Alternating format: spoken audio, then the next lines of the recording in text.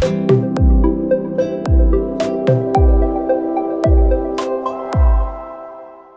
Direction YouTube ചാനലിലേക്ക് എല്ലാവർക്കും സ്വാഗതം. ഇന്ന് നമ്മളിവിടെ ചർച്ച ചെയ്യാൻ പോകുന്നത് ബാങ്കിങ്, ഫിനാൻസ്, ഇൻഷുറൻസ് മേഖലകളിലെ തൊഴിലവസരങ്ങളെ പറ്റിയും അവ നേടിയെടുക്കാൻ വേണ്ടി എങ്ങനെയൊക്കെ പ്രവർത്തിക്കണം, എങ്ങനെയൊക്കെ അധ്വാനിക്കണം എന്നുള്ളതിനെ പറ്റിയുമാണ്. നമുക്ക് നമ്മളുടെ ഇന്നത്തെ വീഡിയോയിലേക്ക് പോകാം. So today we are discussing how to plan our banking career systematically. First step is know about opportunities in banking and insurance. The next one is clearly understanding the selection procedure. Then start your preparations with winning strategy. These are the three things that we will be discussing today. So career in banking and insurance, main attractions, why people are attracted towards banking career or insurance career. എന്തുകൊണ്ടാണ് യുവജനങ്ങൾ ഇൻഷുറൻസിലെയും ബാങ്കിലെയും കരിയറിലേക്ക് ആകർഷിക്കപ്പെടുന്നത് എന്നുള്ളതിൻ്റെ കുറച്ച് കാരണങ്ങൾ മനസ്സിലാക്കുന്നത് തീർച്ചയായും ഉപകരിക്കും. പ്രത്യേകിച്ച് ഡിഗ്രിയുടെ ഫൈനൽ ഇയറിലൊക്കെ ഇപ്പോൾ പഠിച്ചുകൊണ്ടിരിക്കുന്ന ആൾക്കാർക്ക് കരിയറിനെ പറ്റിയുള്ള ഒരു ചിന്ത ഉണ്ടാകുമ്പോൾ സ്വാഭാവികമായും ആദ്യം മനസ്സിലേക്ക് വരുന്ന ഒരു മേഖല ബാങ്കിങ് ആണ്. എന്തുകൊണ്ടാണ് ചെറുപ്പക്കാരുടെ മനസ്സിൽ ബാങ്കിങ് ജോലി അല്ലെങ്കിൽ ഒരു കരിയർ വളരെ പ്രധാനപ്പെട്ട ഒന്നാവുന്നതെന്ന് നമുക്ക് പരിശോധിക്കാം. കാരണങ്ങൾ പലതാണ്. അതിൽ ഏറ്റവും പ്രധാനപ്പെട്ട കുറച്ചെണ്ണം നമുക്ക് ഡിസ്കസ് ചെയ്യാം. ഏറ്റവും പ്രധാനപ്പെട്ടത് transparent selection മെക്കാനിസമാണ്.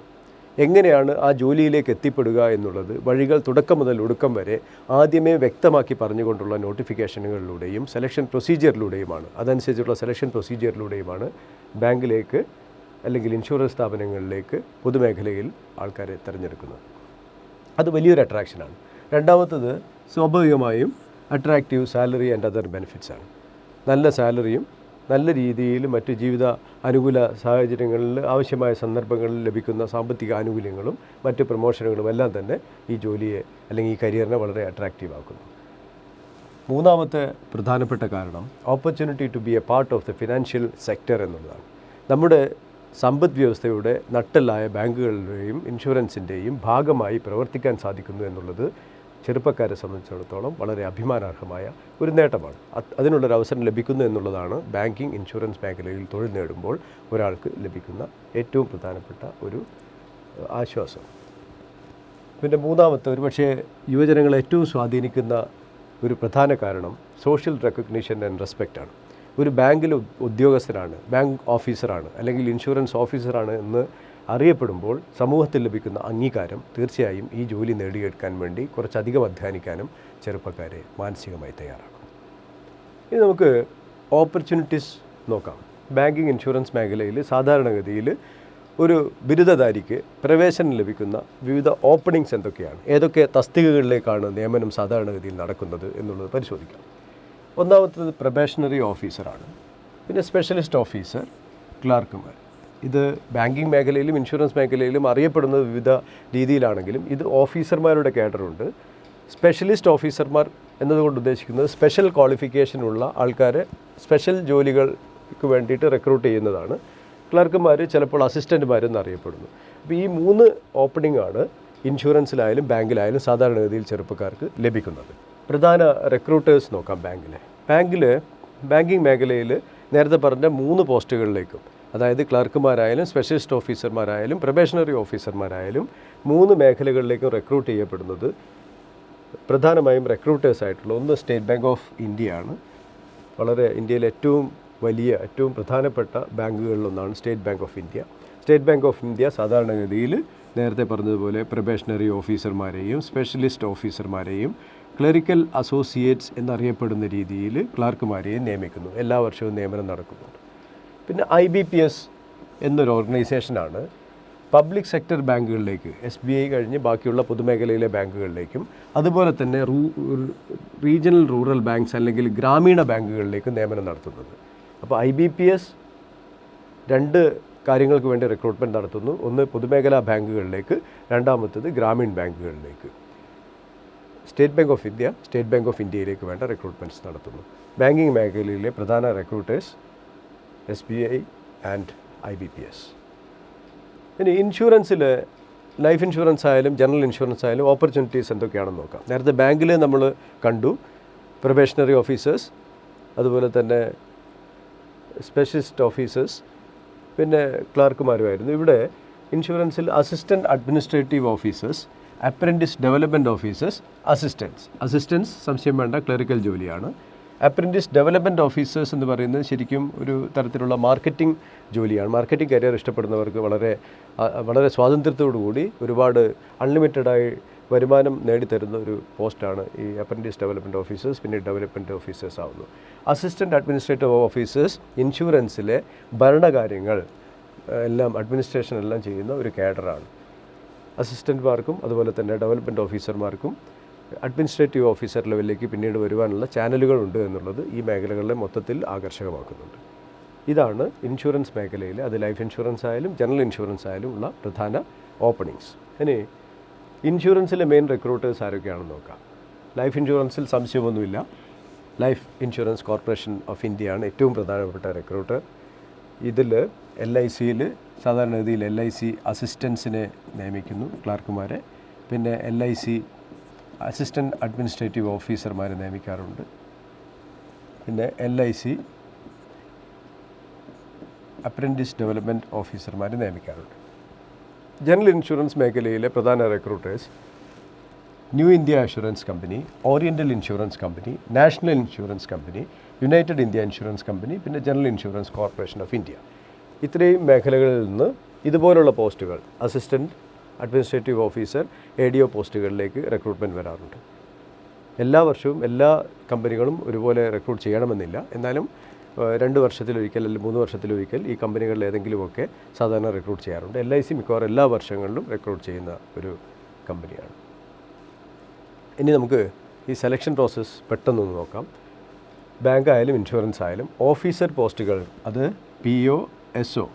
PO means probationary officer, SO specialist officer, assistant administrative officer, apprentice development officer. ഇതിൽ PO, SO ബാങ്കിങ് മേഖലയിലും AO, ADO എന്നിവ ഇൻഷുറൻസ് മേഖലയിലുമാണ്. സെലക്ഷന് വേണ്ടത് സെലക്ഷൻ എക്സാമിനേഷനുകളും പരീക്ഷകളും ഇൻ്റർവ്യൂവും ചേർന്നതാണ്. അതേസമയത്ത് SBI POയ്ക്ക് മാത്രം ഗ്രൂപ്പ് എക്സർസൈസസ് ഉണ്ടാകും, ഗ്രൂപ്പ് ഡിസ്കഷൻ ഉൾപ്പെടെയുള്ള. അപ്പോൾ ഓഫീസർ പോസ്റ്റിൻ്റെ പ്രത്യേകത ഇൻ്റർവ്യൂ ഉണ്ട് എന്നുള്ളതാണ്.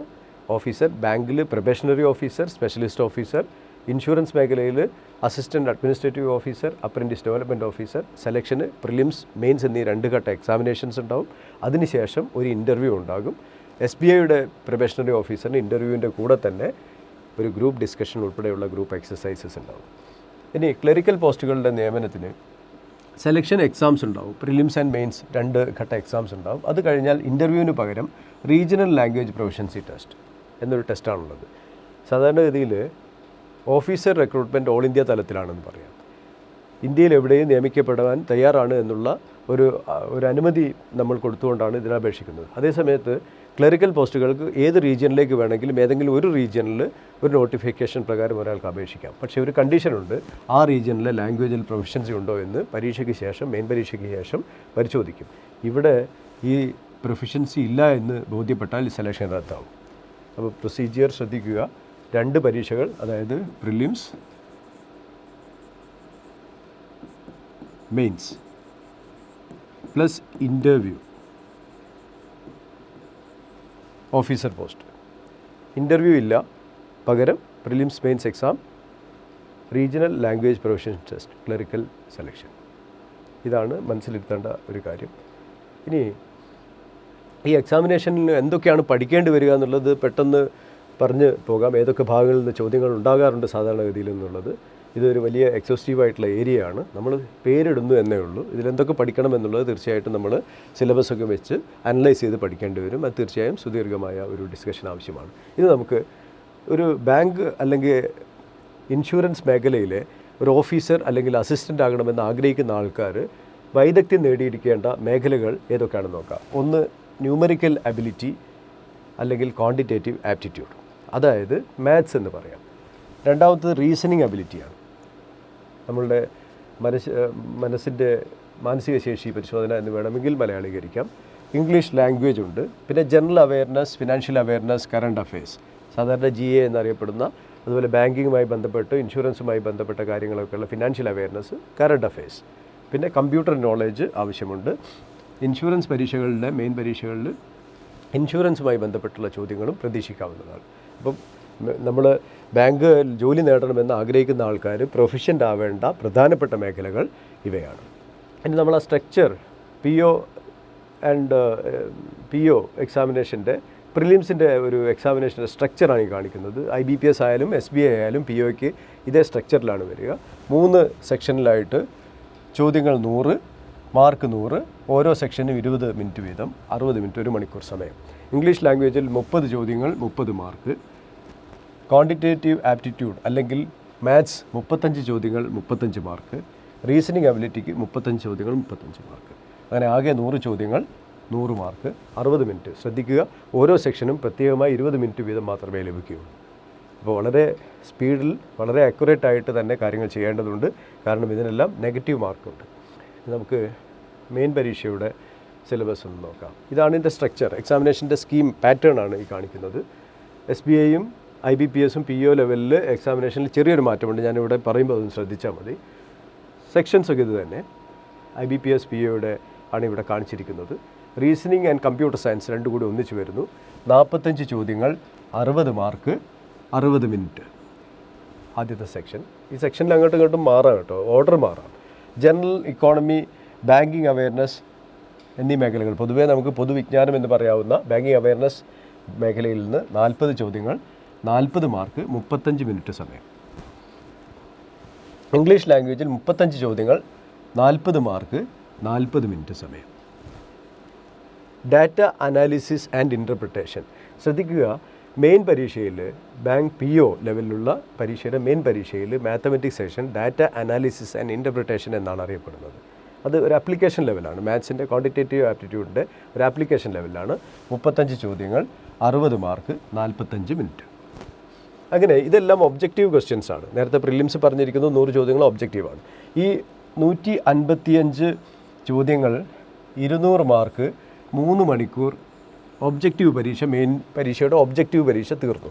അന്ന് തന്നെ അതിൻ്റെ കൂടെ തന്നെ ഇംഗ്ലീഷ് ലാംഗ്വേജിൻ്റെ ലെറ്റർ ആൻഡ് എസ്സേ 2 ചോദ്യങ്ങളുള്ള 25 മാർക്ക്, 30 മിനിറ്റ് സമയമുള്ള ഒരു ഡിസ്ക്രിപ്റ്റീവ് പേപ്പറും കൂടി ഇതിൻ്റെ ഭാഗമായിട്ട് ഉണ്ടായിരിക്കുന്നതാണ്. ഇതിൽ ശ്രദ്ധിക്കേണ്ടത്, ഇത് IBPS POയ്ക്ക് 2 ചോദ്യങ്ങൾക്ക് 25 മാർക്കാണെങ്കിൽ SBI PO 2 ചോദ്യങ്ങൾ 50 മാർക്കാണ്. ഈ ഒരു വ്യത്യാസമാണ് മെയിൻ പരീക്ഷയിൽ സാധാരണഗതിയിൽ ഉള്ളത്. IBPS, SBI, PO പരീക്ഷയുടെ പ്രിലിംസും മെയിൻസും നമ്മൾ നോക്കി. പരീക്ഷയ്ക്ക് 2 ഘട്ടങ്ങൾ, പ്രിലിംസ്, മെയിൻസ്. മെയിൻസ് പരീക്ഷയിൽ ഒരു ഡിസ്ക്രിപ്റ്റീവ് പാർട്ടുണ്ട് എന്നുള്ളതാണ് പ്രധാനപ്പെട്ട ഒരു വ്യത്യാസം. മെയിൻ പരീക്ഷയിലെ ഡിസ്ക്രിപ്റ്റീവ് പാർട്ടിന് SBIയിലും അതുപോലെ തന്നെ IBPSലും POയിലും വ്യത്യാസമുണ്ട്. IBPS POയിൽ 2 ചോദ്യങ്ങൾക്ക് 25 മാർക്ക് ആണെങ്കിൽ SBI POയിൽ 2 ചോദ്യങ്ങൾക്ക് 50 മാർക്കാണ്. ഇംഗ്ലീഷിൻ്റെ പ്രാധാന്യം SBI POയിൽ കുറച്ച് കൂടുതലാണെന്ന് മനസ്സിലാക്കാൻ ഇത് മാത്രം മതിയാവും. ഇനി നമുക്ക് ക്ലറിക്കൽ പരീക്ഷകളിലേക്ക് പോകാം. ക്ലറിക്കൽ പരീക്ഷയുടെ പ്രിലിമിനറി എക്സാമിനേഷനും ഒറ്റ നോട്ടത്തിൽ മെയിൻ PO പരീക്ഷയുടെ പ്രിലിംസ് പോലെ തന്നെ തോന്നും. ചെറിയ ഡെപ്തിൻ്റെ അല്ലെങ്കിൽ ഡിഫിക്കൽട്ടി ലെവലിൻ്റെ വ്യത്യാസം ഉണ്ടാകുമെന്ന് മാത്രമേ ഉള്ളൂ. ഇംഗ്ലീഷ് ലാംഗ്വേജ് 30 ചോദ്യങ്ങൾ, 30 മാർക്ക്, 20 മിനിറ്റ് സമയം. ന്യൂമറിക്കൽ അബിലിറ്റി, ഇത് മാത്സ് ആണ്. ന്യൂമറിക്കൽ അബിലിറ്റി 35 ചോദ്യങ്ങൾ, 35 mark.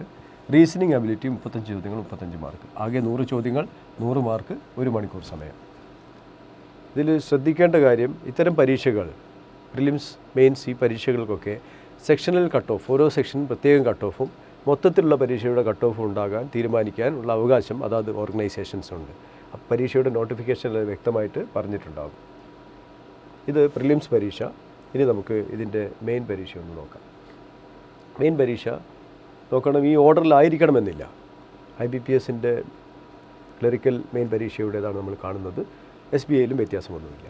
General or financial awareness അല്ലെങ്കിൽ ജനറൽ നോളജ് ഭാഗത്തിൽ നിന്ന് 50 ചോദ്യങ്ങൾ, 50 മാർക്ക്, 35 മിനിറ്റ്. ജനറൽ ഇംഗ്ലീഷിൽ 40 ചോദ്യങ്ങൾ, 40 mark, 35 minute. Reasoning ability, computer aptitude 50 ചോദ്യങ്ങൾ, 60 മാർക്ക്, 45 മിനിറ്റ്. ക്വാണ്ടിറ്റേറ്റീവ് ആപ്റ്റിറ്റ്യൂഡ് അതായത് മാത്സ് 50 ചോദ്യങ്ങൾ, 50 മാർക്ക്, 45 മിനിറ്റ്. ഇങ്ങനെ 190 ചോദ്യങ്ങൾ, 200 മാർക്ക്, 160 മിനിറ്റ്. ഈ സ്ട്രക്ചർ, ഇപ്പോൾ തന്നിരിക്കുന്ന സ്ട്രക്ചറിൽ മാറ്റങ്ങളൊക്കെ വരുത്താൻ സ്വാഭാവികമായിട്ടും IBPSനും അതുപോലെ പരീക്ഷ നടത്തുന്ന SBIക്കുമൊക്കെ അവകാശമുണ്ട് എന്ന് എല്ലാ നോട്ടിഫിക്കേഷനിലും വ്യക്തമാക്കാറുണ്ട്. എന്നിരുന്നാലും പൊതുവേ ഈ പറഞ്ഞിരിക്കുന്ന മേഖലകൾ മൊത്തമായി ഒഴിവാക്കിക്കൊണ്ട് SBIക്കായാലും IBPSനായാലും പരീക്ഷകൾ നടത്തുവാനുള്ള സാധ്യതയുണ്ട് എന്ന് തോന്നുന്നില്ല. കാരണം ഈ പറഞ്ഞ മേഖലയിലെ, അതായത് English, general financial awareness, reasoning ability, quantitative aptitude തുടങ്ങിയ മേഖലകളിലെ വൈദഗ്ധ്യം അതാത് ജോലികൾ ചെയ്യുവാനുള്ള എക്സ്പെർട്ടീസ് ഉണ്ടാകുന്നതിനും ആവശ്യമാണ് എന്നുള്ളതാണ് വാസ്തവം. അതുകൊണ്ട് തന്നെ ഈ മേഖലകളിൽ വിദഗ്ധരായ ആൾക്കാരെ തിരഞ്ഞെടുക്കുക എന്നുള്ളതാണ് ഈ തെരഞ്ഞെടുപ്പ് പ്രക്രിയയുടെ ഏറ്റവും പ്രധാനപ്പെട്ട അടിസ്ഥാന ആവശ്യം എന്നുള്ളത് നമ്മൾ മനസ്സിലാക്കേണ്ടതാണ്. പിന്നെ ഏറ്റവും പ്രധാനപ്പെട്ട ബാങ്കിങ് പരീക്ഷയുമായി ബന്ധപ്പെട്ട ഏറ്റവും പ്രധാനപ്പെട്ട ഒരു സംഗതി പെനാൽറ്റി ഫോർ റോങ് ആൻസേഴ്സ് ഉണ്ടായിരിക്കുമെന്നതാണ്. ബാങ്കിങ് പരീക്ഷ എന്ന് പറയുമ്പോൾ ഇൻഷുറൻസിൻ്റെ ചില പരീക്ഷകളിൽ നെഗറ്റീവ് മാർക്ക് ഇല്ലാത്തതുണ്ട്, LIC AA പരീക്ഷയിലൊക്കെ നെഗറ്റീവ് മാർക്ക് ഇല്ലാത്ത അവസ്ഥയുണ്ട്. എന്നാൽ പോലും ബാങ്കിങ് മേഖലയിലെ പരീക്ഷകൾക്കെല്ലാം തന്നെ റോങ് ആൻസേഴ്സിന് നെഗറ്റീവ് മാർക്ക് ഉണ്ടാവും ഒബ്ജക്റ്റീവ് ടെസ്റ്റിൽ. സാധാരണ 1/4 മാർക്ക്, 1 മാർക്കുള്ള ചോദ്യം തെറ്റിക്കഴിഞ്ഞാൽ 0.25 മാർക്ക് ഓൾറെഡി കിട്ടിയതിൽ നിന്ന് പോകുന്നു എന്നുള്ള വളരെ പ്രധാനപ്പെട്ട ഒരു നിയമം ഇതിലുണ്ട്. അതുകൊണ്ട് തന്നെ ഗസ് വർക്ക് കൊണ്ട് മാത്രം ബാങ്ക് ഓഫീസർ ആവുക എന്നുള്ള കാര്യം നടക്കില്ല എന്ന് പ്രിപ്പറേഷൻ തുടങ്ങുന്നതിന് മുമ്പേ നമ്മൾ മനസ്സിലാക്കേണ്ടതുണ്ട്. അപ്പോൾ പ്രിലിംസ് പരീക്ഷ, മെയിൻസ് പരീക്ഷ എന്നിവ ക്ലറിക്കലിലും PO ലെവലിലുള്ള പരീക്ഷകൾക്കും എങ്ങനെയാണെന്നുള്ളത് നമ്മൾ കണ്ടു കഴിഞ്ഞു. ഇതിനെല്ലാം വേണ്ട വിജ്ഞാന മേഖലകൾ നമ്മൾ ആദ്യം കണ്ടു.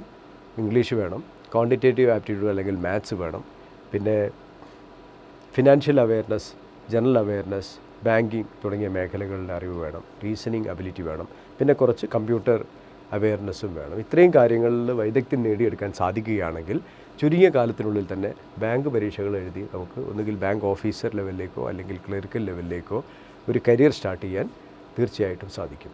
മാത്രമല്ല ഈ കരിയറിൻ്റെ പ്രത്യേകത, ബാങ്ക് ക്ലർക്കായിട്ട് ജോയിൻ ചെയ്താലും ഓഫീസറായി ജോയിൻ ചെയ്താലും ഒരുപാട് പ്രൊമോഷനുകളിലൂടെ ഉയരങ്ങളിലേക്ക് കയറി പോകുവാനുള്ള അവസരങ്ങളുണ്ട് എന്നുള്ളതാണ് ഇതിനെ മറ്റൊരു രീതിയിൽ അട്രാക്റ്റീവ് ആക്കുന്നത്. ഇനി എങ്ങനെ ഇതിന് പ്രിപ്പയർ ചെയ്യണമെന്ന് ചോദിക്കുന്നവരോട് എനിക്ക് പറയാനുള്ളത്, പ്രൈം ഡയറക്ഷനിൽ ഇതിനു വേണ്ട ബാച്ചുകൾ ഓഫ്ലൈനിലും ഓൺലൈനായിട്ട് തയ്യാറാക്കി വെച്ചിട്ടുണ്ട്. Bank online offline prime courses എന്ന് ഞങ്ങളിതിനെ വിളിക്കുന്നു. ഈ കോഴ്സിൻ്റെ പ്രത്യേകത, ഓൺലൈൻ ഓഫ്ലൈൻ പ്രൈം കോഴ്സസ് നിങ്ങൾക്ക് വേണ്ടിയുള്ള ഒരു ആക്ഷൻ പ്ലാനാണ്. പരീക്ഷയെ ശരിക്കും മനസ്സിലാക്കി അത് അറിഞ്ഞ്, പരീക്ഷയെ അറിഞ്ഞ് പരീക്ഷയ്ക്ക് വേണ്ടി പഠിക്കുക എന്നുള്ള ഫിലോസഫിയാണ് ഞങ്ങളിതിൽ ഇൻക്ലൂഡ് ചെയ്തിട്ടുള്ളത്. So our philosophy itself, our operational method is to master all segments of the banking insurance examinations. And you know, my dear friends, it is very important to have the winning strategy advantage. വെറുതെ പരീക്ഷയ്ക്ക് അധ്വാനിക്കുക എന്നുള്ളതല്ല, കുറേ കണക്കും കുറേ ഇംഗ്ലീഷും കുറേ reasoning അബിലിറ്റിയും പഠിച്ചതുകൊണ്ട് മാത്രം ഒരാൾക്ക് ബാങ്ക് ഓഫീസറായി ഒരു കരിയർ ആരംഭിക്കാൻ സാധ്യമല്ല. ഓരോ പരീക്ഷയുടെയും മർമ്മമറിഞ്ഞ് അതിനാവശ്യമായ തന്ത്രങ്ങൾ, ഞങ്ങളതിനെ വിന്നിങ് സ്ട്രാറ്റജി എന്ന് വിളിക്കും, അറിഞ്ഞ് നമ്മൾ പഠിക്കേണ്ടതുണ്ട്. അത് മനസ്സിലാക്കിക്കൊണ്ട് നല്ല രീതിയിൽ തയ്യാറെടുക്കാനും അധ്വാനിക്കുവാനും തയ്യാറുള്ള ആൾക്കാർക്ക് തീർച്ചയായും പ്രൈം ഡയറക്ഷനിലേക്ക് വരാം. നിങ്ങളെ സഹായിക്കാൻ ഓരോ പരീക്ഷയുടെയും ഓരോ ഘട്ടത്തിലും എന്തൊക്കെ രീതിയിൽ നമ്മൾ കാര്യങ്ങൾ പ്രിപ്പയർ ചെയ്ത് മുന്നോട്ട് പോകേണ്ടതുണ്ട് എന്നുള്ളത് വ്യക്തമായി അറിയുന്ന മെൻറ്റേഴ്സ് നിങ്ങളെ സഹായിക്കും. കോഴ്സ് വെൽ പ്ലാൻഡായിട്ട് വെച്ചിട്ടുള്ളത് കൊണ്ട് തന്നെ ഒരു സംശയമില്ലാതെ മുന്നോട്ട് പോകാനും സാധിക്കും. നിങ്ങളുടെ ബിരുദ പരീക്ഷകൾ കഴിഞ്ഞു ഒരു വിശ്രമ ജീവിതത്തിലേക്ക് പോകുന്നതിന് മുമ്പ് അടുത്ത കരിയർ എന്തായിരിക്കണം, ഏത് മേഖലയിലാണ് നിങ്ങൾ ശരിക്കും നിങ്ങളുടെ കരിയർ ആരംഭിക്കാൻ ആഗ്രഹിക്കുന്നത് എന്ന ചർച്ചകൾ നിങ്ങൾ ചെയ്യുന്നുണ്ടോ? അങ്ങനെയുള്ള ചർച്ചകളിൽ എവിടെയെങ്കിലും ബാങ്കിങ് ഇൻഷുറൻസ് മേഖലയിലെ ഒരു കരിയറാണ് തൻ്റേതെന്ന് നിങ്ങൾക്ക് തോന്നുന്നുണ്ടോ? അങ്ങനെയാണെങ്കിൽ തീർച്ചയായും പ്രൈം ഡയറക്ഷനിലേക്ക് വരിക. ഇവിടെ ഈ കോഴ്സുകളെ പറ്റി അറിഞ്ഞ് നിങ്ങൾ തീർച്ചയായും ഈ കോഴ്സിൻ്റെ ഭാഗമായി ഈ കരിയർ നേട്ടങ്ങൾ കൈവരിക്കുവാൻ ആഗ്രഹിക്കുന്നുണ്ടെങ്കിൽ ഇതിൽ ജോയിൻ ചെയ്യുകയും ചെയ്യുക. നിങ്ങളെല്ലാവരെയും ഈ കോഴ്സിലേക്ക് ഞാൻ സർവ്വജ്ഞ സ്വാഗതം ചെയ്യുന്നു. ഈ വീഡിയോ ഇതുവരെ കണ്ട എല്ലാവരെയും ഞാൻ അഭിനന്ദിക്കുന്നു. മത്സര പരീക്ഷകൾ സംബന്ധിച്ച കൂടുതൽ അറിവുകൾ നേടുന്നതിനും അവസരങ്ങളെപ്പറ്റി കൂടുതൽ അറിയുന്നതിനും ഇതുപോലുള്ള വീഡിയോകൾ നിങ്ങളെ സഹായിക്കും. ഇത്തരം വീഡിയോകൾ ഒന്നുപോലും മിസ്സാകാതെ നിങ്ങൾക്ക് ലഭിക്കുവാൻ വേണ്ടി ഈ ചാനൽ സബ്സ്ക്രൈബ് ചെയ്യുക, ബെൽ ഐക്കൺ അമർത്തുക.